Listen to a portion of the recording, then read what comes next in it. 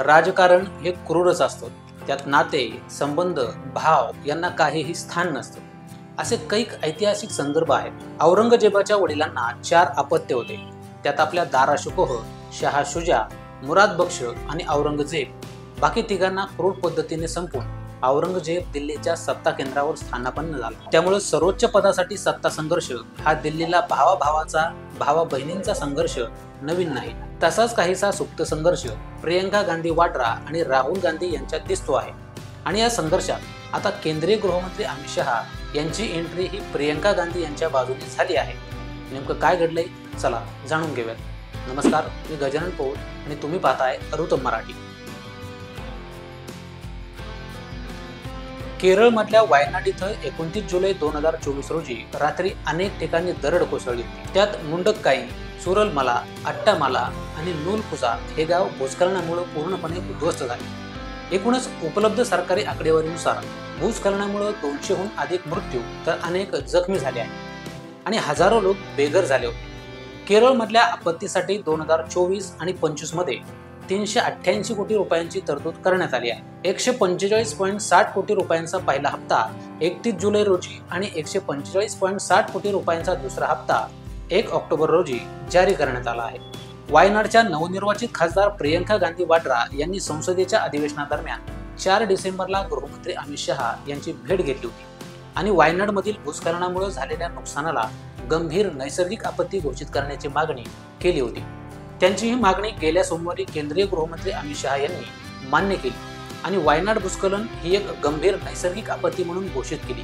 आता या सगळ्यावर प्रियंका गांधी यांनी गृहमंत्र्यांचे आभार मानले आहे. त्यांनी एक्स पोस्टमधून आभार मानत म्हटलं आहे की मला आनंद झाला की अमित शहा यांनी अखेर वायनाड दुर्घटनेला गंभीर नैसर्गिक आपत्ती म्हणून घोषित करण्याचा निर्णय घेतला आहे. यामुळे पुनर्वसनाची गरज असलेल्यांना खूप मदत होईल आणि हे जबाबदार सरकारचं निश्चितपणे योग्य दिशेनं असलेलं एक पाऊल आहे. त्यासाठी पुरेसा निधीही लवकरात लवकर दिला गेला तर आम्ही सर्व कृतज्ञ राहू.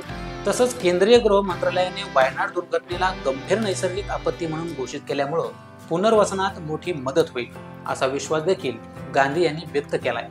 एकंदरीतच अमित शहा यांनी आश्वासन पूर्ण केल्याने प्रियंका वाड्रा यांनी एक्सवर पोस्ट करत आनंद व्यक्त केला आहे. लोकसभा निवडणुकीनंतर काँग्रेसमध्ये मोठा बदल घडून आला आहे. प्रियंका गांधी यांनी आता थेट संसदीय राजकारणात अधिकृत प्रवेश केला आहे. ते आता केरळमधल्या वायनाड लोकसभा मतदारसंघातून खासदार आहेत. प्रियंका यांनी आधी काँग्रेस सरचिटणीस म्हणून उत्तर प्रदेश विधानसभा निवडणुकीवेळी संयोजक म्हणून जबाबदारी सांभाळली आहे. आता या सगळ्या प्रकारात अमित शहा यांची एंट्री झाल्याने गृहमंत्र्यांनी प्रियंका यांना झुकतं माप दिल्याने अनेकांच्या भुवया उंचावल्या आहेत. तसंच राहुल आणि प्रियंका यांच्या सुप्त राजकीय संघर्षात प्रियंका वरचढ ठरतील का असा प्रश्न देखील उपस्थित होतो आहे. कारण राहुल गांधी यांचे मोठे समर्थक मिलिंद देवरा यांनी एकनाथ शिंदे यांच्या शिवसेना पक्षात प्रवेश केला. त्यावेळी देखील अशा चर्चा उठल्या होत्या. त्यावेळी असं सांगितलं गेलं की राहुल आणि प्रियंका यांच्या सारं काही आलबेल नसल्याने अशी पक्षांतर होतच राहील. आधीही भाजप आयटी सेलचे प्रमुख अमित मालवीय यांनी राहुल गांधी आणि प्रियंका गांधी यांच्या सर्व काही ठीक चाललं नसल्याचं म्हटलं होतं.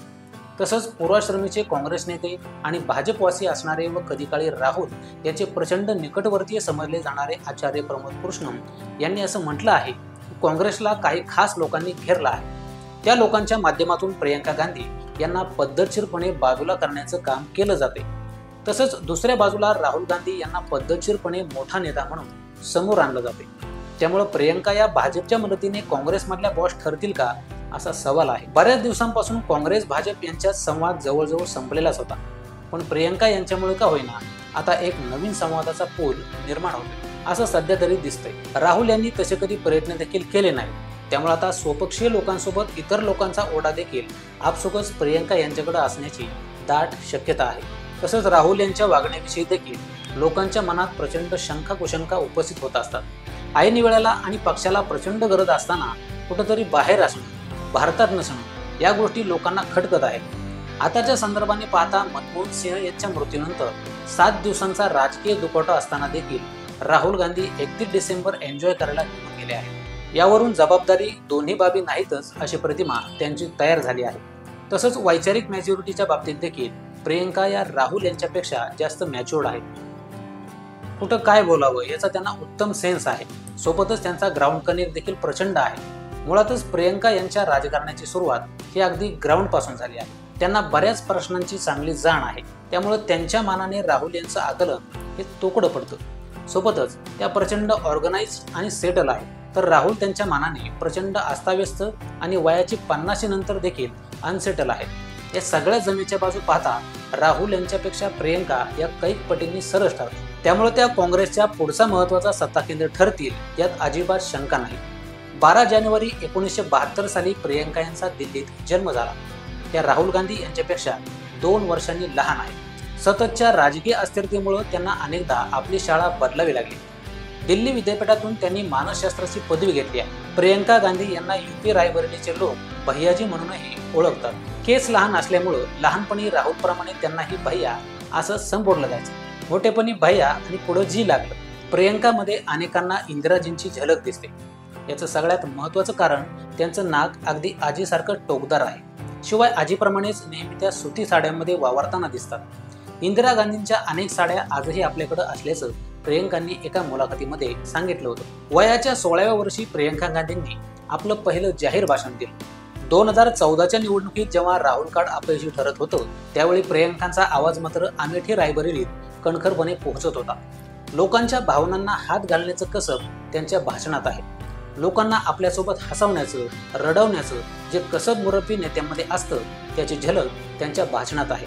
त्यांच्या भाषणात एक विशिष्ट स्टाईलही आहे. वयाच्या 11 वर्षापासून त्या नियमितपणे विपश्यना करतात, असंही काही जवळचे लोक सांगतात. राजकारणाच्या धकाधकीतही त्यांचं एकदम फ्रेश स्माईल हे कदाचित याच नियमित ध्यानधारणेमुळे टिकलं असावं असं सांगितलं जातं. उत्तम संघटक म्हणून त्या राजकारणात किती प्रभावी ठरतात हे अजूनही उलगडायचं आहे. पण कौटुंबिक आयुष्यात मात्र त्यांनी हा रोल यशस्वी करून दाखवला. एक उत्तम आई, आदर्श बहीण आणि मुलगी म्हणून त्या आपली भूमिका बजावत आहेत. प्रियंका गांधी यांनी त्यांचे बालपणीचे मित्र रॉबर्ट वडेरा यांच्याशी प्रेमविवाह केला आहे. रॉबर्ट हे उद्योगपती आहेत. प्रियंका आणि रॉबर्ट या जोडप्याला रेहान आणि मिराया हे 2 मुलं आहेत. रेहान मिरायापेक्षा 2 वर्षांनी मोठा आहे. प्रियंका गांधी यांची मुलगी सध्या डेहराडूनच्या प्रसिद्ध वेलहम गर्ल्स बोर्डिंग स्कूलमध्ये शिकते. एकंदरीत या सगळ्यावर तुम्हाला काय वाटतं ते आम्हाला कमेंट करून नक्की सांगा आणि पाहत रहा रुतम मराठी.